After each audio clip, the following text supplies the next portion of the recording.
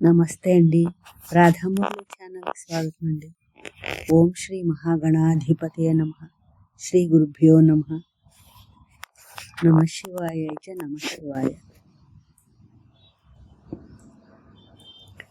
ఐంకార హ్రీంకార రహస్యయుక్త శ్రీంకార గూఢార్థ మహావిభూత్యా ఓంకార మర్మ ప్రతిపాదినీభ్యాం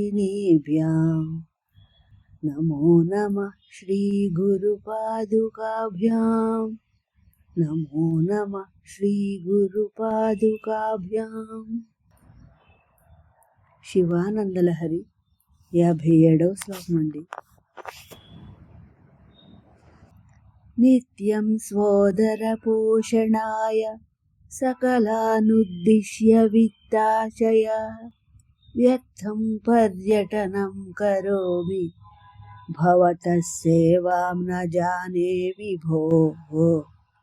మజ్జన్మాంతర పుణ్యపాకబలతస్త్వం సర్వాంతరః తిష్టస్యేవ హి తేన వా పశుపతే తే రక్షణీయోస్మ్యహం.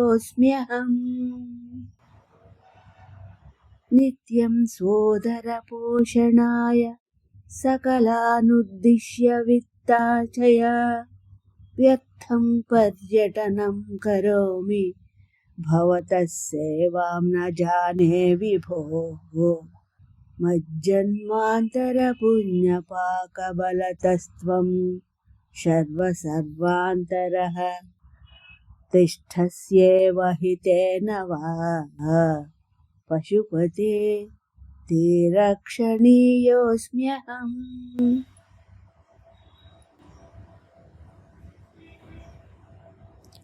ఈ శ్లోకం యొక్క భావం అండి.